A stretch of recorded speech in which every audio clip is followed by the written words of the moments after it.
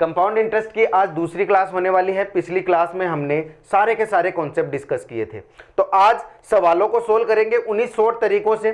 और आपको मैंने बोला आपको करना कुछ नहीं है, बस सवाल देखने हैं और कुछ सेकंडों में उन सवालों के जवाब कैसे दिए जाते हैं वो हम यहाँ पे डिस्कस करेंगे।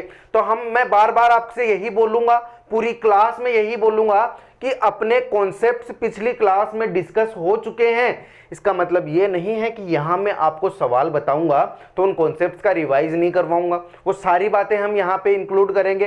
तो अगर आप चाहो तो पिछली क्लास देख के आओ, ज्यादा अच्छा रहेगा। अभी इस वीडियो पे आ गए हो तो यहीं से शुरू करो, देखना कैसे हम सेकंडों में, कुछ सेकंडों में अपने सवाल करेंगे कंपाउंड इंटरेस्ट वाले, कंपाउंड इंटरेस्ट के हम सवाल करेंगे। तो अपना टॉपिक चल रहा है, आपको सबको पता है, चक्रवृद्धि ब्याज, कंपाउंड इंटरेस्ट अपना टॉपिक है। उसका पहला सवाल मैं यहां आपको करवा रहा हूं। इन सवालों में से स्टार्टिंग के एक दो सवाल हमने पिछली क्लास में किए थे, लेकिन यहां वापस से स्टार्टिंग से चलेंगे, सवालों की शुरुआत इसी क्लास से। तो सवाल आपकी स्क्रीन पे है, पढ़ो। यदि राशि को 10% वार्षिक चक्रवृद्धि ब्याज पर निवेश किया जाता है तो 300 रुपए पर 2 वर्षों में कितना ब्याज अर्जित किया होगा। तो यहां पे हम पढ़ रहे हैं चक्रवृद्धि ब्याज। सिंपल इंटरेस्ट होता तो हम डायरेक्ट 10% एक साल का, 2 साल का 20% करके आंसर निकाल लेते, लेकिन चक्रवृद्धि ब्याज में काम थोड़ा अलग है। तो मैंने आपको पीछे कॉन्सेप्ट क्या सिखाया था, अगर आपको 10% रेट दी है और 2 साल के लिए आपको बोल रहा है तो आप क्या करोगे कि पहले साल का 10%, दूसरे साल का 10%, ठीक है। आपको कंबाइंड रेट निकालनी है तो आप क्या करोगे, सबसे पहले 10 को 10 से मल्टीप्लाई करते हो तो आपके पास आता है 100, और 10 को जोड़ते हो तो आपके पास आता है 20। आपको पॉइंट लगाना है 2 पे और यहां जो बच गया उसको जोड़ देना है इसमें। तो यहां आपके पास जो रेट हो गई वो कितनी हो गई, 21%। यानी कि आपको ब्याज जो मिलेगा, चक्रवृद्धि ब्याज, वो मिलेगा 21%। और ये जो 10% की वैल्यू है, जो 10% की रेट है, आपके बार बार काम आती है, इसलिए आप इस चीज को याद ही रख लो कि 10% का 2 साल के लिए जब लगता है तो 21% मुझे चक्रवृद्धि ब्याज मिलता है। अब तो सवाल में कुछ बचा ही नहीं है, कितना ब्याज मिलेगा 300 रुपए पर, तो 300 रुपए पर 21% आपको ब्याज मिल रहा है। बस आपका सवाल यहां पे खत्म हो जाता है, बस काट लो, आंसर निकाल लो, काट लो और आंसर निकाल लो। 2 0 से 2 0 काट लो, 3 एकम 3, 3 दूनी 6, 63% आपका आंसर हो गया। ये आपका आंसर आ गया। बिल्कुल इसी तरीके से हम अप्रोच रखेंगे। ये अपना है सक्सेसिव मेथड, सक्सेसिव मेथड, जिसमें मुझे पता है जब 2 साल की मुझे रेट दी जाती है तो मैं पहले दोनों संख्याओं को गुणा करता हूं, फिर उन्हीं दोनों संख्याओं को जोड़ता हूं, फिर यहां पे 2 पे पॉइंट लगा देता हूं। अगर गुणा करने पे 2 से ज्यादा कुछ आया है तो उसमें 2 के अलावा जो बच गया उसको मैं इधर जोड़ देता हूं। ये मैं करता हूं, ठीक है जी। रिवाइज हो गया, बिल्कुल अच्छे से समझ नहीं आ रहा है तो पिछली क्लास लो, डिटेल में ये सारी चीज देखो, यहां मैं सिर्फ रिवाइज ही करवा सकता हूं। अगला सवाल आपकी स्क्रीन पे है, देखो। यदि ब्याज प्रतिवर्ष 10% की दर से संयोजित हो तो 1400 रुपए पर 2 वर्षों के लिए अर्जित चक्रवृद्धि ब्याज। आपको पता है 10% का 2 साल का कितना होता है, 21%। पिछले सवाल में हमने निकाला है और आपसे ये पूछ रहा है 1400 पर 2 वर्षों में अर्जित किया गया ब्याज। बस 1400 का आप 21% निकाल दो ना, 1400 का 21% निकालो, 2 0 से 2 0 काटा, 14 को 21 से आप मल्टीप्लाई कर दो। 14 को 21 से आप मल्टीप्लाई करोगे तो आपके पास आएगा 14 और आएगा 4 दूनी 8 और 2 एकम 2, 4 9, 294। आपके पास आंसर आ जाएगा 294। मल्टीप्लाई की स्पीड आप पे डिपेंड करती है कि आप कितनी जल्दी जल्दी ये मल्टीप्लाई करते हो। तो ये सवाल पिछली क्लास में हो गया था, इसलिए मैं जल्दी जल्दी ये सवाल करवा रहा हूं। तीसरा सवाल देखो, जल्दी से देखो। यदि ब्याज की दर पहले वर्ष के लिए 5% है, पहले वर्ष के लिए 5% है, दूसरे वर्ष के लिए 8% है। मैंने क्या बोला, दोनों रेट्स को लिख लो, ठीक है जी। 2 वर्षों में 22,500 पर आपका जो प्रिंसिपल है वो है 22,500। इस पे वार्षिक चक्रवृद्धि ब्याज आपको निकालना है, वार्षिक चक्रवृद्धि ब्याज निकालना है। तो आप क्या करोगे, पहले दोनों को कर दो मल्टीप्लाई, दोनों को मल्टीप्लाई करोगे तो आपके पास आएगा कितना, 40।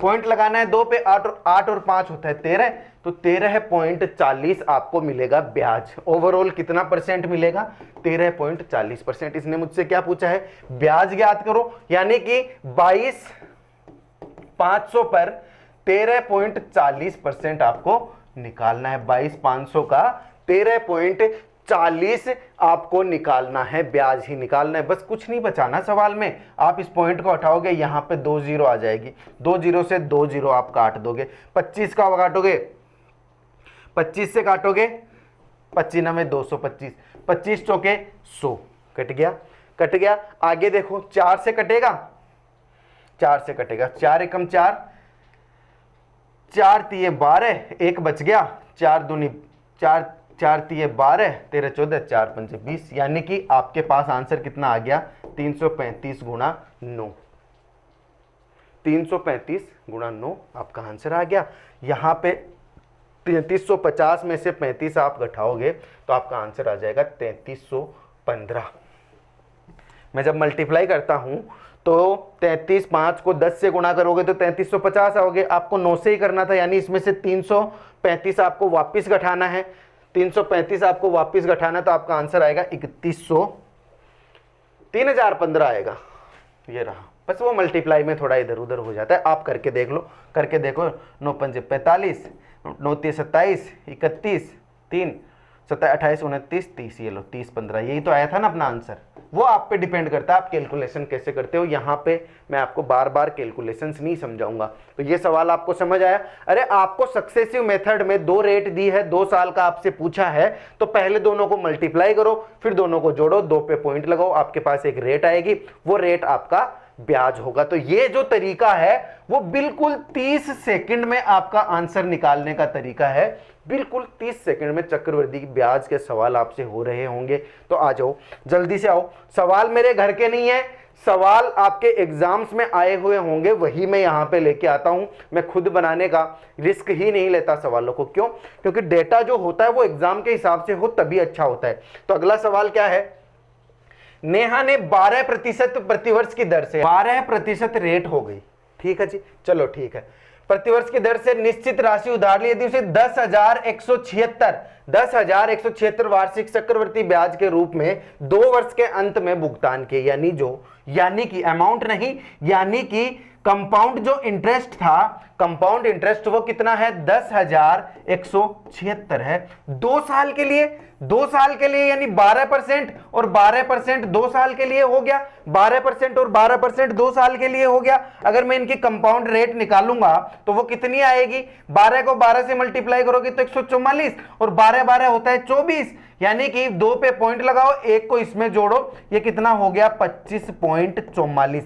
और 25.44 जो परसेंट मेरे पास आया है ना दोस्तों, 25.44%, उसकी वैल्यू ये रही 25.44% की। यानी ये मेरे पास कंपाउंड इंटरेस्ट आया है, ये इतना परसेंट मुझे बोला है। प्रश्न में मुझे दिया है कंपाउंड इंटरेस्ट 10,176 है, 10,176 है, तो 25.44 की मेरे पास वैल्यू आ गई। आपसे पूछा क्या है सवाल में? अंत में भुगतान किए हो तो कितनी राशि उधार ली थी, यानी वो मुझसे पूछ रहा है प्रिंसिपल कितना होगा। आपको सबको पता है प्रिंसिपल होता है 100%। आपके पास 25.44% की वैल्यू आ गई, यानी कि ये जो 10,176 था, इसकी वैल्यू मेरे पास कितनी है? 25.44%, या फिर 25.44% की वैल्यू है 10,176। मुझसे पूछा है प्रिंसिपल जो होता है 100%। तो आपके पास 25% की वैल्यू आ गई, 100% की आपको निकालनी है, तो उसको मैं यहां पे निकाल देता हूं। ये आपका सवाल यहां पे चुटकियों में हो जाता है अगर आपको कैलकुलेशन करनी आती है। पॉइंट हटाओगे तो यहां पे 2 जीरो और लग जाएगा। समझ रहे हो मेरी बात? चलो 2 जीरो और लग जाएगा तो ये कितना हो गया? कितने से कटेगा? ये कटेगा यहां पे 6 बार, 25 छिगे 4 चौक 16, 4 बार कटेगा। 25 चौके 100 और 1 बच गया, तो ये हो जाएगा 4 बार कटेगा और 44 बार कटेगा ये पूरा। 44 बार, 4 बार कटेगा पूरा, हाँ सॉरी 44 बार नहीं 4 बार। आंसर मेरा कितना आ जाएगा? 40,000। मेरा आंसर कितना आ जाएगा? 40,000। ये मेरा आंसर है। देखो कैलकुलेशन में आपको दिमाग लगाना है, कैलकुलेशन में आपको दिमाग लगाना है। कैसे? मैं इसको काटूंगा ना, जब मैं इसको 4 बार इसका टेबल में 4 बार जब बोलूंगा तो मेरे पास 10,176 आएगा। कैसे? 25 चौके 100, एक बच गया, 25 चौके 100, यहाँ पे 44 से काटूंगा, 44 छिग 100, ये 76 हो गया, 6 आता है लास्ट में। तो ये लगभग 4 बार, ये मेरे दिमाग में ये चीज हुई है। आप करके देख लेना, पहले 2 से काट लेना, फिर 4 से काट लेना, धीरे धीरे प्रैक्टिस करोगे आप भी इतनी जल्दी काटने लग जाओगे। यहाँ पे 4 आया, 4 को मैंने बाकियों से मल्टीप्लाई किया, कुछ है ही नहीं सवाल में, 40,000 मेरा आंसर आ गया। ये मेरा आंसर आ गया, कुछ नहीं है, कैलकुलेशन नहीं समझना है आपको। यहां समझना क्या है, ये वाली चीज यहाँ पे 25.44% कैसे आया? आपको 25.44% की रेट दी हुई है, ये वैल्यू दी हुई है। अगर इसकी वैल्यू इतनी है तो 100% की वैल्यू कितनी होगी, ये आपको यहां तक समझना है। फिर काटा पिटी तो देखो सब लोग अपने विवेक के हिसाब से करते हैं, जितनी उनकी प्रैक्टिस होगी उस हिसाब से काटा पिटी करते हैं। चलो अपनी काटा पिटी हो गई, अब आते हैं अपन अगले सवाल पे। यहां आके हम अपनी स्पीड थोड़ी कम कर लेते हैं, रीजन क्योंकि पीछे के जो सवाल थे वो हम एक बार डिस्कस कर चुके हैं। तो अब ये सवाल हम यहां डिस्कस करेंगे, ध्यान से सुनना मेरी सारी बातें और अपन आराम से डिस्कस करते चले जाएंगे। सवाल क्या है? किसी धनराशि पर, सवाल है किसी धनराशि पर 2 वर्ष के लिए 10% वार्षिक दर से चक्रवृद्धि ब्याज 2100 रुपया है। 10% यानी जो रेट है वो कितनी है? 10% पहले साल की, और दूसरे साल की भी 2 वर्ष के लिए, तो दूसरे साल की भी 10% है। ठीक है जी, 2100 रुपया चक्रवर्ती ब्याज इसने मुझे दे दिया, CI 2100 रुपया इसने मुझे दे दिया। इस धनराशि पर उसी ब्याज दर पर दोगुने समय के लिए साधारण ब्याज कितना होगा? दोगुने समय के लिए मैं बात कर रहा हूं CI की, तो आपको पता है ये कितना हो जाता है? 21%।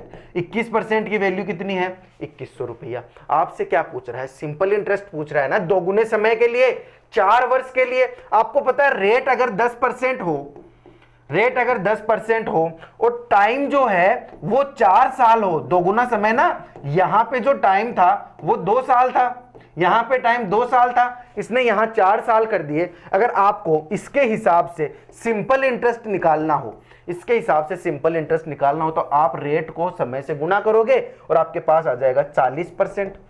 अब आप मुझे बताना, आपके पास 21% की वैल्यू है तो आप 40% की वैल्यू नहीं निकाल सकते। और ये क्या बोल रहा है? साधारण ब्याज कितना होगा? साधारण ब्याज ही तो पूछ रहा है, तो मुझे बस इसमें 40% की वैल्यू भी निकालनी। कितना सिंपल सवाल हो गया। अरे 2121 की वैल्यू है, 2121 की वैल्यू है तो 40 की वैल्यू कितनी होगी ये आपको निकालना, 40 से गुना कर देना। या अगर आप बहुत गहराई से दिमाग लगा सको तो ये ऐसे भी हो सकता है, अगर ये 100 गुना हो रहा है तो ये भी 100 गुना हो जाएगा। अगर 21% 100 गुना हो रहा है तो 40% भी 100 गुना हो जाएगा। चलो वहां तक आप नहीं समझोगे, आप इससे समझ जाओ, आप इससे समझ जाओ। देखो 21 को करोगे 100 से गुणा, 100 से डिवाइड, मतलब 100 बार कटेगा 21 से, तो 100 को 40 से गुना करोगे तो आपके पास कितना आ जाएगा जी? 4000 आपके पास आंसर आ जाएगा। ये रहा आपका आंसर, 4000 रुपए। बस काटना पीटना जो है वो आपको अपने हिसाब से करना है, उसमें कोई भी टीचर आपकी कोई हेल्प नहीं कर सकता। आपको हमेशा सारे दिन काटना पीटना नहीं सिखा सकता। समझ रहे हो मेरी बात? तो आप ये बात भली बात ही समझ गए होंगे। जल्दी से स्क्रीनशॉट लो, अगले सवाल पे चलते हैं। अगला सवाल आपकी स्क्रीन पे ये रहा, सवाल पढ़ो। 18,000 रुपए की राशि, 18,000 रुपए की राशि पर 1 वर्ष के लिए प्रतिवर्ष 20% की वार्षिक दर से चक्रवृद्धि ब्याज क्या होगा? इसने जो जो पूछा 20% की वार्षिक दर, यानी जो R है वो है 20%। ठीक है जी। और चक्रवृद्धि ब्याज उसने मुझसे पूछा है, CI उसने मुझसे पूछा है कि गणना अर्धवार्षिक हो। सवाल ऐसे पूछ रहा है, गणना अर्धवार्षिक हो। समझना मेरी बात, आप मेरी बात समझने की कोशिश करना। इतनी देर जब हम सवाल कर रहे थे तो क्या बोल रहा था? वार्षिक दर। ठीक है, सवाल में बोल रहे हैं ना, देखो इधर देखो, इधर देखो, वार्षिक चक्रवृद्धि ब्याज, समझ रहे हो? यानी कि इतनी देर हम जो सवाल कर रहे थे वो कर रहे थे वार्षिक दर से। समझने की कोशिश करना, ये चीज आप यहां पे पकड़ लोगे, इसका मतलब आप सारी चीज सीख लोगे। कैसे? आप मुझे बताओ, मैं आपको ब्याज पे रुपया देता हूं, यहीं से समझना, मैं आपको 100 रुपया ब्याज पे देता हूं वार्षिक दर से, ठीक है, वार्षिक दर से दे रहा हूं, यानी कि एक साल बाद अगर मैं वार्षिक दर 20% लगाऊं और मैं आपसे ऐसे बोलूं कि मुझे एक साल बाद आप मेरे रुपए दे देना, तो आप मुझे कितने रुपए दोगे? 120 रुपए दोगे, ठीक है जी। अब अर्धवार्षिक, जैसा कि नाम से ही आपको पता चल रहा है, अर्धवार्षिक आपको नाम से ही पता चल रहा है, आधा वर्ष, अर्धवार्षिक यानी कि आधा वर्ष, ठीक है जी, आधा वर्ष। अब मैं आपसे जब ब्याज लूंगा, मैं आपसे जब ब्याज लूंगा अर्धवार्षिक तौर पे, यानी ये रेट तो मुझे पता है, रेट तो हमेशा जैसे 20% है, ये तो पूरे साल की होगी, पूरे साल की होगी, क्योंकि हम पढ़ते आ रहे बचपन से भी, और मैंने आपको सिंपल इंटरेस्ट में भी पढ़ाया है कि रेट होती है एक साल का ब्याज, वो होती है रेट। अब मैं आपसे ऐसे पूछूं कि मुझे तो आधे साल बाद ही रुपया चाहिए होगा, आधे साल बाद ही रुपया चाहिए होगा, तो अर्धवार्षिक के हिसाब से आप सोचोगे ना, तो इसे 100 रुपए पे आपको कितनी बार मुझे एक साल में ब्याज और रुपया देने आना पड़ेगा? आपको एक साल में, आधे आधे साल में 2 बार दे आना पड़ेगा। समझो मेरी बात, एक साल में 2 बार आओगे मेरे को रुपए देने के लिए। आप यहां पे आप कितनी बार आए थे? एक बार आ रहे थे, यानी कि समय जो था वो 2 भागों में डिवाइड हो गया ना, यानी जो ब्याज मुझे मिल रहा था वो तो मुझे 2 भागों में डिवाइड हो गया, और जो रेट थी वो तो लग रही है मेरे पास पूरे साल की, लेकिन अगर मैं आधे साल में ही आऊंगा तो रेट भी मेरी आधी हो जाएगी। समझो, लॉजिक लगाओ। देखो ऐसे सवालों में मैं कैलकुलेशन से आपसे सिखाने जाऊं वैसे नहीं सीखना, आप ऐसे लॉजिक लगाओ कि मैं अर्धवार्षिक रूप से आपसे ब्याज ले रहा हूं, अर्धवार्षिक समय के हिसाब से। जैसे आप एक साल में 2 बार मुझे ब्याज दे रहे हो, 6 महीने में एक बार दे रहे हो, 6 महीने में एक बार दे रहे हो, ठीक है, यानी 2 बार आए ना मेरे पास ब्याज समेत रुपए देने, या फिर ब्याज देने, चक्रवृद्धि ब्याज एक साल में 2 बार देने आए, और रेट मुझे पता है पूरे साल की होती है, इसलिए मैंने उस रेट को कर दिया आधा, रेट को कर दिया आधा। आपको हमेशा याद रखना है, आपको हमेशा याद रखना है क्या, कि जब अर्धवार्षिक ब्याज हो तो जो रेट होती है वो तो हो जाती है आधी, और जो समय होता है वो हो जाता है 2 गुना। आपको ये चीज हमेशा याद रखनी है। मेरा लॉजिक नहीं समझ आया ना, तो आपको ये चीज हमेशा याद रखनी है। समझ रहे हो दोस्तों मेरी बात समझ रहे हो आप, कि रेट जो होगी वो हो जाएगी आधी, और जो समय होगा वो 2 गुना हो जाएगा। 4 साल में कितनी बार आओगे 2 साल में मेरे पास कितनी बार रुपए देने आओगे आप? 4 बार आओगे ना, यानी जो समय था वो 4 भागों में डिवाइड हो गया। आप तो इस तरीके से समझ लो, एक साल में 2 बार आओगे यानी समय 2 गुना हो गया। बस उसी तरीके से समझ गए मेरी बात। ये बात आपको हमेशा याद रखनी है। अगर आपने ये बात याद रख ली तो आप अपने आप ही ये सवाल कर लोगे। कैसे? देखो आओ सवाल पे। अर्धवार्षिक का नाम आते ही याद रख लेना, रेट आधी, समय 2 गुना। रेट 20% है तो अर्धवार्षिक के हिसाब से रेट कितनी हो जाएगी? 10% हो जाएगी। समय इसने मुझे क्या बोला है? 1 वर्ष। समय इसने मुझे बोला है टी कितना दिया है? 1 वर्ष, यानी समय कितना हो जाएगा? 2 गुना हो जाएगा। समय की वैल्यू कितनी हो जाएगी? 2 गुनी हो जाएगी, 2 हो जाएगा। अब ये मुझसे बोल रहा है, अब आप देखोगे तो रेट कितनी हो गई? 10, समय हो गया 2। ऐसी चीज में अगर सवाल के हिसाब से देखोगे तो वो 6 महीने के हिसाब से ब्याज आपको लग रहा है, तो वो 6 महीने का पीरियड एक तरीके से समय हो गया ना। बस उसी तरीके से आप समझ लो मेरी बात। 10% 2 समय हो गया, तो क्या है 10% की वैल्यू 2 बार, तो आपको सबको पता है कितनी हो जाएगी? 21%। 21% की मुझे इसमें वैल्यू निकालनी है। किसकी 18,000 रुपए पे। तो 18,000 का क्या पूछ रहा है सवाल में? ब्याज की गणना कीजिए। 21% आप निकाल लो। 18,000 का 21%, 2 0 से 2 0 काट दो, 18 को 21 से मल्टीप्लाई कर दो। 18 को 21 से मल्टीप्लाई कर दो, तो ये कितना आ जाएगा जी? 16, 2 एकम 2 और 1 3, तो ये कितना आ गया? 378 और 1 0 लग जाएगा। 3,780 रुपया यहाँ पे मुझे ब्याज मिलेगा। आपको बस इतना याद रखना है दोस्तों, अर्धवार्षिक ब्याज की जब बात करें तो रेट आधी और समय दुगुना, ये आपको याद रखना है। लॉजिक आप समझ जाओ, मेरी बात से ही लॉजिक समझ जाओ। ब्याज अगर समय दुगना क्यों हो रहा है, क्योंकि 6 महीने में मुझे ब्याज देना पड़ रहा है, तो एक साल में 2 बार देना पड़ रहा है, तो ऑटोमेटिकली दुगुना हो गया ना समय। और रेट जो होती है वो मुझे पता है पूरे साल के हिसाब से होती है, तो आधे साल के हिसाब से देखूंगा तो वो अपने आप ही आधी हो जाएगी। तो इस लॉजिक से आप ये चीज याद रखो। तो चलो आगे सवाल पे आओ। सवाल क्या है, अब अर्धवार्षिक वाला पचड़ा जो आ गया उसमें मुझे फंसाएगा अगले सवालों में, 2-3 सवाल 4 सवाल जितने भी आएंगे तो अर्धवार्षिक के हिसाब से फंसाएगा। तो देखो सवाल क्या है, प्रश्न ये है कि चक्रवृद्धि ब्याज पर निवेशित 25,000 की राशि पर एक वर्ष में अर्धवार्षिक 4% की दर से बढ़कर कितनी हो जाएगी। कोई राशि बढ़कर कितनी हो जाएगी, अमाउंट आपसे पूछ रहा है कि अमाउंट कितना हो जाएगा। बस सवाल कितना सीधा सा है, चुटकियों में करने वाला सवाल। कैसे कैसे, एक वर्ष में अर्धवार्षिक के हिसाब से 4% की दर है, यानी कि जो रेट होगी वो तो हो जाएगी 2% और 2% की 2 बार, क्योंकि समय 2 गुना हो जाएगा, समय जो होगा वो 2 गुना हो जाएगा, बस आपको पता है। तो आपको यहां पे कितना ब्याज मिला, 2 दूनी 4, 2 पे पॉइंट लगाना है, 2 और 2 4, यानी कि 4.04% आपको ब्याज मिला है। आपको बोल रहा है कि 25,000 की जो राशि है, 25,000 की जो राशि है वो कितनी हो जाएगी, यानी कि 100%, और 100% में मैं 4.04% और जोड़ देता हूं तो मेरे पास आ जाता है अमाउंट बटे 100। बस बात खत्म, बटे 100 करना है क्या, रुकना एक बार। 25,000 के हिसाब से कितना हो गया ये, बटे में 100 25,000। हाँ, 100% की वैल्यू 25,000 है, क्यों, क्योंकि ये मेरे पास क्या है, प्रिंसिपल। 100% की वैल्यू 25,000 है, तो बिल्कुल इसी हिसाब से काटापीटी करो। कर लिया होगा अब तक तो कैलकुलेशन, ज्यादा टाइम वेस्ट नहीं करना कैलकुलेशन में। ये कितना हो गया ओवरऑल, 104.04 हो गया। यहां पे आपके पास क्या आएगा, 25,000 गुणा 104.04। आपको 104.04 की वैल्यू निकालनी है, बटे में 100 है।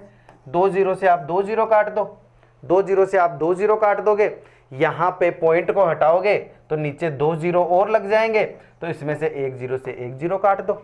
या फिर आप ऐसे कर सकते हो, आपकी है कैलकुलेशन जो है वो बिल्कुल आपकी है, आप अपने हिसाब से जो आपको अच्छा लगे बिल्कुल उसी तरीके से करो। 25 से काट दो, 25 से काट दो, यहां पे 10 आ गया, 25 चौके 100 आ गया, काट दो। यहां पे 4 से काट दो, 4 से काटोगे 4 दूनी 8, 4 5 20, 4 6 24, 0 4 एकम 4। बस हो गया सवाल, आपका सवाल हो गया, आपका आंसर आ गया। कैलकुलेशन में कुछ इधर उधर हो जाए तो बात अलग है, बाकी 4 दूनी 8, बच गए 2, 6 चौके 24, बच गया कुछ नहीं, 0 यहाँ, 4 एकम 4, 1 जीरो लगा दो, ये आ गया कितना, 26,010। ये आपका आंसर आ गया। यानी कि 25,000 की राशि थी, आपको बढ़कर कितनी हो गई, 26,010। ये आपका आंसर आ गया। आपको मैं बार बार बोलता हूं कि यहां कैलकुलेशन में अटकना नहीं है। जब मैं समझा रहा हूं तो यहां तक आपको समझ आ गया तो बात अच्छी है। कैलकुलेशन तो आप पे ही डिपेंड करेगी, आप कितनी प्रैक्टिस करते हो उस पे डिपेंड करेगी। तो बात सही है, बात मैं कुछ गलत बोल नहीं रहा हूं। अब मेरी बात सुनो, आप मेरी बात सुनो। क्या है, ये चल रहा है कंपाउंड इंटरेस्ट। मैंने आपको बोला 30 सेकंड में सवाल होगा, बोला ना मैंने आपको। यहाँ पे आप बोलोगे सर 30 सेकंड से ज़्यादा लग गया, तो आप एक बात देखो ना, कहाँ ज़्यादा लगा, 2%, 4.04% हो गया। 4.04% को 100 में जोड़ो, 104.4। जो टाइम लगा वो लगा कैलकुलेशन में, आपको कैलकुलेशन समझाने में। जो मेरा काम नहीं है आपको कैलकुलेशन समझाना, लेकिन फिर भी मैं ऐसे सोचता हूं आपका जब आंसर निकले तो कैलकुलेशन भी आपको पता रहे कि मैंने किस तरीके से काटा। इसी तरीके से तो आगे जाके प्रैक्टिस होती है। तो ये बात ऐसी है, सवाल वही 30 सेकंड में हो रहे हैं, बस आप प्रैक्टिस करते जाओ। समझ रहे हो मेरी बात। चलो फिर अगले सवाल पे, अगला सवाल पढ़ो जो आपकी स्क्रीन पे है। अगला सवाल आपकी स्क्रीन पे है, और बिल्कुल दिमाग पे प्रेशर मत लो। मेरा पता है क्या है, मैं आपसे बात करता हूँ, कभी कभी मेरा फेस थोड़ा ऐसे टेंशन वाला सा फेस हो जाता है। कैसे, इसका मतलब ये नहीं मैं गुस्से में हूँ, इसका मतलब ये भी नहीं है कि मुझे कोई दिक्कत है, कोई परेशानी है, बस थोड़ा सा ये लाइटिंग्स की वजह से ना मेरे को थोड़ा सा माफ़ कर दिया करो, क्योंकि मैं हंसता हंसता भी पढ़ा लेता हूँ और हंसते हंसते भी मेरी आंखें ऐसी ही रहती है। थोड़ा सा इशू रह जाता है ना लाइटिंग का। आप कितने दिन टेंशन में लेके पढ़ लोगे यार? टेंशन में नहीं पढ़ना, बिल्कुल हंसते खेलते पढ़ना है आपको, मेरे साथ चलते जाना। बस आप मेरे को नीचे रिस्पॉन्स देते रहा करो, जिससे पता है क्या होगा, आप नीचे रिस्पॉन्स देते रहोगे तो मैं आप लोगों से कनेक्ट रहता रहूँगा। एटीट्यूड मत रखो बिल्कुल भी, आप स्टूडेंट हो, पढ़ने आए हो, वीडियो आपके सामने आया है, मैं आपको देखो कोई फालतू चीज़ तो दूंगा नहीं, मैं दूंगा तो अच्छी अच्छी चीज़ें ही बताऊंगा। तो बिल्कुल एकदम बच्चे की तरह आके पढ़ो, ऐसा नहीं कि आप कोई अपने मन में गरज लेके चल रहे हो या फिर गुस्सा लेके चल रहे हो या फिर घर वालों की टेंशन लेके चल रहे हो, वो सब साइड में रखो। आप बस यहाँ आओ, जो तरीके मैं बताता हूँ उस तरीके से पढ़ते जाओ, आंसर निकालते जाओ, और जहाँ कुछ अच्छा सीखने को मिल जाए वो सीखते रहा करो। और क्या टेंशन है लाइफ में। और अगर आप लोगों ने दिमाग पे प्रेशर ले रखा है तो उसको साइड हटा दो, क्योंकि उससे कुछ नहीं होगा। दिमाग को एकदम शांत रखो, बिल्कुल शांत। मैं आप लोगों के पास आता हूँ, मैं बिल्कुल दिमाग शांत लेके आता हूँ, समझो मेरी बात। कभी कभी मैं बिल्कुल चिल्ला चिल्ला के पढ़ाता हूँ, कभी कभी मैं, वो मेरा तरीका होता है, मेरे को जिस दिन जिस तरीके से मज़ा आ रहा होता है मैं उस तरीके से पढ़ाता हूँ। आप भी उसी तरीके से पढ़ा करो। कहने की बातें अलग है, बेंच पे पढ़ो ऐसे एकदम सीधा होके पढ़ो, अरे लेट के पढ़ो, पढ़ के पढ़ो, कैसे भी पढ़ो, बस पढ़ो, अपने कंफर्ट के हिसाब से पढ़ो।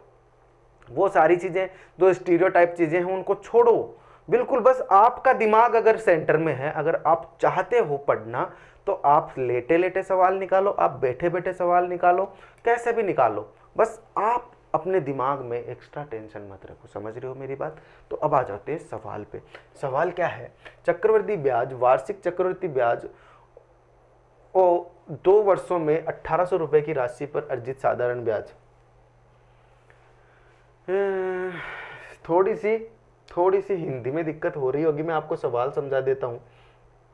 वार्षिक चक्रवृद्धि ब्याज है 2 वर्ष के लिए, यानी जो टी है वो है 2, ठीक है। 18,000 रुपए की राशि पर 18, यानी जो प्रिंसिपल है वो है 18,000, ठीक है। राशि पर अर्जित साधारण ब्याज के बीच का अंतर, यानी ये ऐसे बोल रहा है कि सीआई और एसआई के बीच का जो अंतर है वो कितना है? 720 रुपया है। दोनों के बीच का जो अंतर होगा वो होगा 720 रुपया, ठीक है जी। इसने मुझे अंतर दे दिया, ठीक है। ये तो सवाल हो गया, आपको प्रिंसिपल दे दिया, समय दे दिया, ठीक है। आर आपको पूछा है और आपसे इसने पूछ लिया क्या? कंपाउंड इंटरेस्ट और सिंपल इंटरेस्ट के बीच का अंतर, यही है सवाल।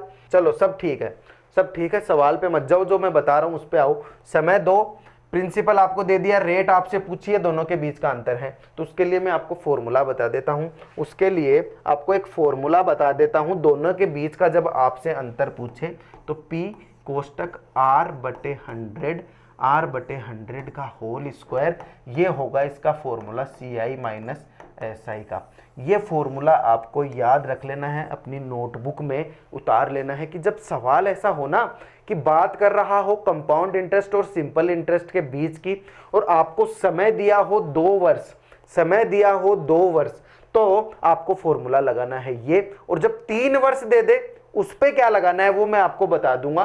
3 वर्ष जब आपको दे दे तो उसके लिए बस आपको इतना सा और करना है, ये जो 300 प्लस R/100, ये तो हो गया क्या, इसमें आपको जोड़ देना है P कोष्टक R/100 का होल स्क्वायर। ये आपका फॉर्मूला हो जाएगा किसका? 3 वर्ष के लिए। देखो इसको सवाल में इंक्लूड नहीं करना, मैं बस आपको बता रहा हूं कि 2 वर्ष के लिए पूछे तो ये फॉर्मूला, 3 वर्ष के लिए पूछे तो ये फॉर्मूला। तो ये जब 3 वर्ष के लिए पूछेगा उस वक्त लिखाएंगे, उससे पहले आप ये लिख लो कि जब CI और SI के बीच का अंतर आपसे पूछे, आपको क्या करना है? ये वाला फॉर्मूला अप्लाई करना है हमेशा। देखो कुछ चीज़ें होती हैं जो फिक्स पैटर्न पे होती है, फिक्स पैटर्न पे होती है, और आपको उस फिक्स पैटर्न को याद रखना है। उसी तरीके से मैं आपको ये पैटर्न बता रहा हूँ। मैंने बोला ना सवालों को चुटकियों में करने के हिसाब से आपको बताता हूँ। ये सवाल मिस प्रिंट है, सवाल को आप मत देखो, सवाल में आप बस इतना देखो कि CI और SI के बीच का अंतर इसने आपसे पूछा है। जब ये हो तो ये वाला फॉर्मूला होता है, वैल्यू पुट कर दो। 18,000 रुपया है, 18,000 रुपया है, वैल्यू मैं पुट कर रहा हूँ, 18,000 रुपया है। रेट कितनी है मुझे नहीं पता, रेट कितनी है मुझे नहीं पता, R/100 का होल स्क्वायर, मैंने ये वैल्यू पुट कर दी। तो दोनों के बीच का अंतर कितना है? 20। ये सवाल में दिया है अंतर इसने मुझे इसमें पूछा है रेट, और रेट जब आपको निकालनी होगी तो इसको सोल्व करो ना, इसको सोल्व करो। क्या हो जाएगी देखो, यहां है आर स्क्वायर यानी कि 18,000 गुणा आर स्क्वायर बटे 100 का कितना हो जाएगा, 2 जीरो और लग जाएगी, बस काटा पीटी कर दो, आंसर निकाल दो। 3 जीरो से 3 जीरो काट दो, ठीक है। ये कितना हो गया, यहाँ पे हो जाएगा कितना 720, इधर 720 है, मुझे पता है 720 है, तो ये जो जीरो है वो तो चला जाएगा यहाँ, और 18 होगा वो आ जाएगा नीचे, 18 आ जाएगा, 18 चौके 72, ये कितना हो जाएगा 400। आर स्क्वायर का मान 400 आ गया तो आर का मान आ जाएगा 20। समझ गए मेरी बात, मैंने क्या बोला यहाँ, क्या बोला, मैं आपसे डायरेक्ट पूछ नहीं पा रहा हूँ, इसलिए मैं ये वापस से आपको समझा रहा हूँ। सवाल देखना क्या है, सवाल वापस से देखना क्या है, वापस से एक बार समझ लेते हैं। छोटे छोटे लिखेंगे इस बार छोटे छोटे लिखेंगे। जब दोनों के बीच का अंतर हमसे पूछे तो मैं क्या करूँगा, CI माइनस SI दोनों का जो अंतर है वो हो जाएगा P कोष्टक R/100 का होल स्क्वायर। ये फॉर्मूला मैं हमेशा याद रखूँगा, इतना मैंने आपको बता दिया। बस वैल्यू पुट करनी है आपको। 2 साल का पूछे तो यहाँ स्क्वायर लग जाएगा, बस आप ऐसे याद रख लो। 2 साल का पूछे तो यहाँ स्क्वायर लग जाएगा। 3 साल का पूछेगा, वो हमने अभी यहाँ पे 3 साल वाले सवाल कहाँ किए हैं, 3 सवाल वाले पे तो अपन आगे बढ़ेंगे। अभी मैं सिर्फ 2 साल वाले सवाल आपको करवा रहा हूँ, सिर्फ 2 साल वाले। तो 2 साल वाले के लिए आपने फॉर्मूला रख लिया, फॉर्मूले में वैल्यू पुट कर दो। वैल्यू पुट कर दोगे तो P की जगह कितना लिखोगे आप, 18,000 लिखोगे। 18,000 ब्रैकेट में आप कितना लिखोगे, R/100 का होल स्क्वायर बराबर किसके हैं, 720 के। ठीक है, इसको आगे सोल्व करोगे तो ये तो कितना हो जाएगा 18,000, तो 18,000 गुणा आर स्क्वायर अपॉन 100 का स्क्वायर कितना होता है, 2 जीरो और लग जाएगी। ये आपने इतना कर लिया। फिर आप क्या करोगे, 3 जीरो से 3 जीरो काटोगे। ठीक है जी, काट दिया। यहाँ पे कितना है, 720 है। अब आपको इसको आगे सोल्व करना है।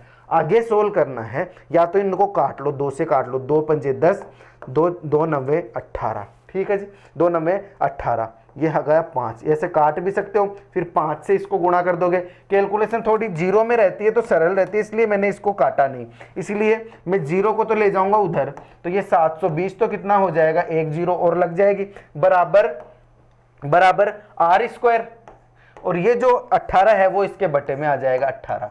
ठीक है, काट दो। 18 को 72 से काटोगे, 18 छिके 72, ये बच गया कितना यहाँ पे, 18 चौके 72, ठीक है ना, 18 चौके 72, 4 बार 2 जीरो यहाँ लग गए, 400। आर स्क्वायर का मान 400 है, तो आर का मान कितना हो जाएगा, 400 का रूट कितना होता है, 20। आपका आंसर कितना आ जाएगा, 20%। ये आपका आंसर हो गया जी। बात खत्म हुई। सवाल मिस प्रिंटेड है, बार बार बोल रहा हूं। सवाल में इसने ऐसे बोला है कि 2 वर्षों के लिए 18,000 रुपए पर जो अगर CI और SI निकालूं तो उसका अंतर 720 है, तो मुझे रेट बताओ। रेट मुझे ऐसे बतानी होती है। चलो अगले सवाल में आएंगे, उम्मीद करता हूं अगले सवाल में प्रिंटिंग अच्छी रही होगी। सवाल क्या है कि 54,000 रुपए के मूलधन पर, यानी कि जो P है यहां कितना दिया है, 54,000 रुपए। चक्रवर्ती ब्याज और साधारण ब्याज के बीच का अंतर कितना है, 1215 रुपए है, यानी CI माइनस SI कितना दे दिया इसने, 1215। उसी तरीके का सवाल है, ठीक है, 1215 दे दिया इसने मुझे।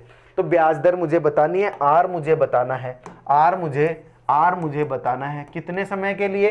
टी इसने मुझे दिया ना 2 साल के लिए, यानी जो टाइम दिया है वो इसने मुझे दे दिया 2, टी का मान दे दिया 2 साल के लिए निकालना है। फॉर्मूला मुझे पता है, CI माइनस SI कितना है, होता है P कोष्टक R/100 का स्क्वायर। इस फॉर्मूले में वैल्यू पुट करूंगा, मेरा आंसर आ जाएगा। कैसे, देखो सवाल क्या है, 1215 दोनों का अंतर है, 1215 दोनों का अंतर है, बराबर प्रिंसिपल कितना है,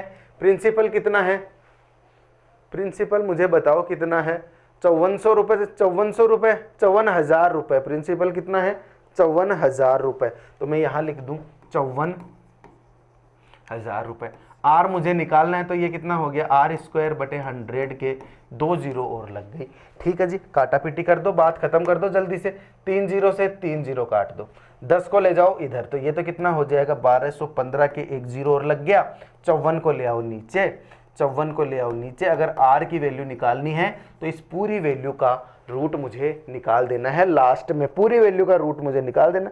54 से काटो इसको, 9 से काट लो क्योंकि 54 का टेबल आपको आता नहीं होगा। 9 छिके 54, 9 से काटोगे 9 कम 9, 10 11 12, 9 30 27, 28 29 30 31, 9 पंजे 45, 135 जीरो, 135 जीरो ये आपके पास यहाँ आया। फिर से 6 से काटो, 6 से काटो, 6 दूनी 12, 6 दूनी 12, 13 14 6 पंजे 30, 225, रूट 225 आपके पास आ गई आर की मान। तो रूट 225 क्या होता है, 15 होता है ना, तो आपका आंसर क्या आ जाएगा, 15%। आपका आंसर कितना आ गया जी, 15%। बस इस फॉर्मूले में वैल्यू पुट करनी है, फॉर्मूले में वैल्यू पुट करनी है।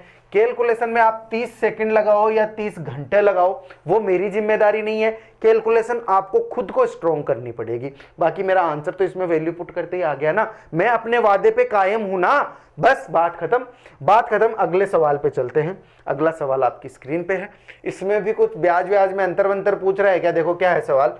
80,000 पर 2 वर्ष के लिए समान ब्याज दर पर चक्रवृद्धि ब्याज और साधारण ब्याज के बीच का अंतर 98 रुपए है। बस वैल्यू पुट करनी है, दोनों के बीच का अंतर कितना है 98 बराबर पी कितना है 80,000, पी है 80,000। ठीक है जी, आर स्क्वायर बटे 100 के 2 जीरो और लग जाएगा। डायरेक्ट कर रहा हूं ना इस बार मैं डायरेक्ट कर रहा हूं, जैसे आप करोगे 4 जीरो से 4 जीरो काट दो, 98 को 8 से डिवाइड, 98 को, ये फिर से प्रिंटिंग मिस्टेक है क्या, बीच का अंतर 98 है, 98 नहीं होगा, जो भी है 98 ही है, चलो ठीक है। 98 बटे 8, 98 बटे 8 ये है आर स्क्वायर की वैल्यू, ये है आर स्क्वायर की वैल्यू। तो आर की वैल्यू कितनी हो जाएगी, आर की वैल्यू कितनी हो जाएगी, 8 पंजे 40, 12.25, 12.25 आ गया आर स्क्वायर की वैल्यू। आर स्क्वायर की वैल्यू 12.25 है, तो आर की वैल्यू कितनी आ जाएगी 12.25 का आप रूट निकाल देना, 12.25 का आप रूट निकाल देना, आपका आंसर आ जाएगा यहाँ से। ठीक है जी, तो अब देखो ये सवाल जो है यहाँ पे मैंने आपको रूट के अंदर ये सवाल दिया है, आप मुझे बताना इस सवाल का आपके पास आंसर एग्जैक्ट क्या आता है। आप लोग रूट से ये चीज़ निकालना, इसमें से आपके पास कौन सा आंसर आता है ये आप मुझे बताओगे, या फिर आपके पास इसके अलावा कोई और तरीका है जिससे आप इस आंसर को कर सको। यानी इसमें जो डेटा है वो थोड़ा सा कॉम्प्लिकेटेड है, तो उसके हिसाब से आपको मैं यहाँ तक छोड़ के चला जाता हूँ इस सवाल में, यहाँ तक आप मुझे बताना नीचे कमेंट करके आपका क्या आंसर आता है। बाकी मैं कल की क्लास में इस चीज़ को एडजस्ट कर दूंगा। अब आपको क्या समझना है कि 2 साल तक के लिए कैसे क्या निकालना है वो हमने यहाँ पे डिस्कस किया है इस क्लास में। जो अपनी नेक्स्ट क्लास होगी उसमें हम बात करेंगे 3 वर्ष के चक्रवृद्धि ब्याज के बारे में। अगली क्लास में हम बात करेंगे 3 वर्ष का चक्रवृद्धि ब्याज कैसे निकालते हैं। तो पहले 2 साल का, फिर 3 साल का, फिर और कॉम्प्लिकेटेड सवाल, फिर एक साथ सारे सवाल लेके आएंगे। यही अपना पैटर्न होने वाला है, यही अपना तरीका होने वाला है। तो आज हमने जो सवाल डिस्कस किए हैं उसमें आपको एक याद रखना है, क्या, CI माइनस SI वाले सवाल जो होते हैं उसमें आपसे चाहे रेट पूछ ले या आपसे प्रिंसिपल पूछ ले, कुछ भी पूछ सकता है, या फिर दोनों के बीच का अंतर भी पूछ सकता है। आपको बस इनको सोल्व करना है, बात खत्म। आपको सोल्व करना है इस फॉर्मूले को। तो आप ना ये याद ही रख लो, ये सवाल लिख ही लो कि आपसे जब CI माइनस SI पूछे, CI माइनस SI का कुछ भी सवाल आए आपके पास, तो अगर 2 साल के लिए पूछता है तो P ब्रैकेट R/100 का होल स्क्वायर, और अगर 3 साल के लिए आपसे CI माइनस SI का कोई सवाल पूछता है तो P ब्रैकेट R/100 का होल स्क्वायर, ये तो आएगा ही आएगा। यहाँ पे 300 प्लस R/100 और आपके पास एड ऑन हो जाएगा। ये बात आपको सीखनी है, ये चीज़ आपको अपने दिमाग में रखनी है। तो ये जो फॉर्मूला है वो है 2 साल के लिए, ठीक है, और ये जो फॉर्मूला है वो 3 साल के लिए। ये चीज हम आगे 3 साल वाले कल की क्लास में डिस्कस करेंगे ना, तो 3 साल के लिए हम कल बात करेंगे इस फॉर्मूले की। इस फॉर्मूले की बात कल के सवालों में करेंगे। तो आज आपको ये पता होना चाहिए कि 2 साल के लिए आपसे जो जो सवाल पूछता है वो हमने डिस्कस किए हैं, बिल्कुल टाइप वाइज डिस्कस किए हैं, बिल्कुल टाइप वाइज डिस्कस किए हैं। इसमें आपसे ब्याज पूछता है तो आपको सक्सेसिव मेथड से ये मैंने आपको निकालना बताया। ये देखो सारे सवाल, इस सवाल में आपसे क्या पूछा, उसने ब्याज पूछा 2 वर्षों का, तो ब्याज मैंने यहाँ निकाल दिया। यहाँ पे इसने मुझसे पूछा कि क्या होगी राशि, यानी कि इसने यहाँ पे मेरे से एक क्या पूछा, प्रिंसिपल पूछ लिया, तो इस सवाल में मैंने आपको प्रिंसिपल निकालना बता दिया। और आपको चक्रवृद्धि ब्याज से साधारण ब्याज कैसे निकालना है वो हमने इस प्रश्न में देख लिया। चक्रवृद्धि ब्याज की 21% की वैल्यू है, तो यहाँ पे हमने 40% की वैल्यू निकाली थी। और एक सवाल होंगे जिसमें अर्धवार्षिक के तरीके से सवाल पूछेगा, तो अर्धवार्षिक में 2 साल के लिए जब पूछेगा तो रेट आधी समय दोगुना, ठीक है, आपको अर्धवार्षिक का तो हमेशा यही याद रखना है, रेट आधी और समय दुगुना हो जाएगा। क्वार्टरली भी पूछेगा, वो हम आगे बात करेंगे, क्वार्टरली वाली भी बात करेंगे, अभी तो अपनी बेसिक क्लासेस चल रही है ये मान के चलो। फिर उसके बाद उसने मुझसे पूछा है यहाँ पे क्या अमाउंट पूछा, तो अमाउंट निकालना इस सवाल में हमने देखा। उसके बाद इसने हमसे क्या पूछा है, दोनों के बीच का डिफरेंस देख के सवाल पूछा है। यहाँ पे रेट पूछ रहा था, वो प्रिंसिपल भी पूछ सकता है, ये भी पूछ सकता है। जितनी आपको वैल्यू दी फॉर्मूले में रखो, आंसर निकालो, ये भी आपने देख लिया। बिल्कुल इस टाइप का एक और सवाल किया, इस टाइप का एक और सवाल किया। उसके बाद मैंने आपको ये फॉर्मूला लिखवाया। बिल्कुल छोटी सी क्लास है, छोटी सी क्लास है। आपको ये देखना है कि मैं जो पढ़ाता हूँ वो आपको समझ कितना आ रहा है। समझ रहे हो मेरी बात? तो कल की क्लास जो होगी उसमें 3 साल का कंपाउंड इंटरेस्ट निकालना हम देखेंगे। आज ये क्लास आपको पसंद आती है तो इस क्लास को शेयर जरूर करना, और मैं आप लोगों के साथ बना रहूँगा रोज़ दोपहर 2 बजे, हमेशा दोपहर 2 बजे। लेकिन कंडीशन इतनी सी है कि आपका रिस्पॉन्स आना चाहिए, आपके कमेंट्स आने चाहिए, आप हमेशा हमारे साथ कनेक्ट रहोगे। इसी तरीके से मैं आपके पास रेगुलर क्लासेस लेके आ पाऊंगा। आपका रिस्पॉन्स नहीं रहेगा तो फिर मेरी क्लासेस डाउन हो सकती है। इसलिए मैं आपको बोल रहा हूं कि आप पे डिपेंड करता है कि आपको रेगुलर क्लासेस चाहिए या नहीं चाहिए। कमेंट्स में मुझसे पूछो, सवाल तो पूछो, क्या सवाल है, ऐसे क्या यार, सवाल पूछो, ठीक है जी। तो फिर अपन मिलेंगे अगली क्लास में, तब तक के लिए जय हिंद, जय भारत। और आज की क्लास में जो एनर्जी लो रही है उसके लिए मैं आपसे तहे दिल से माफ़ी मांगना चाहूँगा। अपनी एनर्जी यूं ही बरकरार रहेगी, आप लोग बस हमारे साथ, यानी बरकरार रहेगी। इस क्लास में नहीं थी मानता हूँ, लेकिन आगे की क्लास में बिल्कुल सेम एनर्जी आएगी पिछली क्लासेज की, तो उस हिसाब से चलेंगे। तो आज की क्लास में आपको सवालों पे ध्यान देना है, मेरी एनर्जी पे ध्यान नहीं देना है। कुछ पर्सनल रीजंस होते हैं, बहुत से रीजंस होते हैं जिसकी वजह से कभी कभी टीचर का भी मूड ऑफ हो सकता है, लेकिन आप लोग बिल्कुल इस चीज़ की परवाह किए बिना सवालों को ध्यान से पढ़ो। बस मैं आपसे इससे ज़्यादा आपका टाइम वेस्ट नहीं करना चाहूँगा। मिलूंगा अगली क्लास में, तब तक के लिए जय हिंद, जय भारत।